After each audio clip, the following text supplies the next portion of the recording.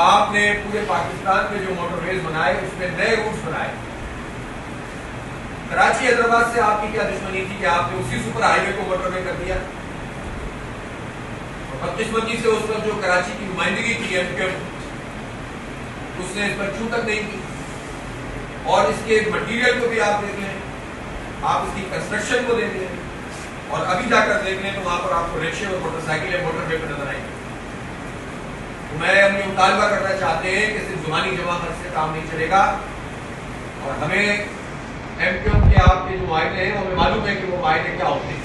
ماضی میں سے ایم کیو ایم کا معاہدہ ہوتا ہے اور اس سے کراچی کو کچھ نہیں ملتا, لیکن جماعت اسلامی کراچی کے حق کے لیے آواز اٹھائے گی, اور آپ کو یہ بات ماننی پڑے گی کہ ہمیں نئی موٹر وے کی ضرورت ہے, نئے روٹ کی ضرورت ہے.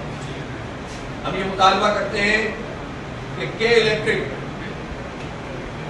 جس پر پیپلز پارٹی, نون لیگ اور پی ٹی آئی تینوں پارٹیوں نے کے الیکٹرک کی انتظامیہ کو سپورٹ کیا, کراچی دشمن اقدامات کے لیے یہ ہمیں اوور بلنگ کرتے ہیں, یہ ہمیں آج تک لوڈ شیڈنگ ختم نہیں کر سکے.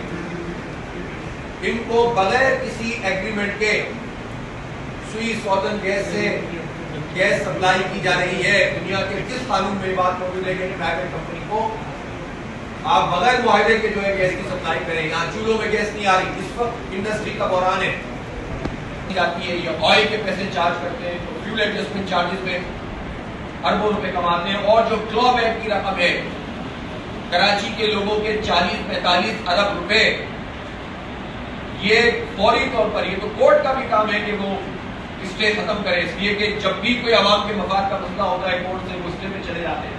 45 ارب روپے ایسے ہیں جو کراچی کے صارفین کو واپس کر رہے ہیں, لیکن کے الیکٹرک نے وہ دبائے ہوئے. مطالبہ کرتا ہوں کہ حکومت کے الیکٹرک کو مجبور کرے کہ 45 ارب روپے کراچی کے صارفین کو واپس ملے. یہ کلو بیک کی مدد کے من کے پیسے ہیں. اسی طرح میں پیپلز پارٹی جو اس وقت ایم کیو ایم کی ہمیشہ کی اتحادی ہے, اور ایک مرتبہ پھر ان کا اتحاد بن گیا ہے, اور ایم کیو ایم نے ہمیشہ کراچی کے مینڈیٹ کو وڈیروں کے ہاتھوں بیچا ہے. میں پیپلز پارٹی سے یہ مطالبہ کر رہا ہوں کہ جو مطالبات جماعت اسلامی نے اپنے دھرنے میں کیے تھے, اور اس میں سے کن چیزوں کو منظور کر لیا گیا تھا, اس پر ایگریمنٹ ہوا تھا, اور اس کے مطابق انہوں نے اپنی کابینہ سے کچھ چیزیں اپروو کر دی, ہم نے خیر مقدم کیا تھا, لیکن پھر صوبائی اسمبلی میں اس پر ایک کمیٹی قائم ہوئی.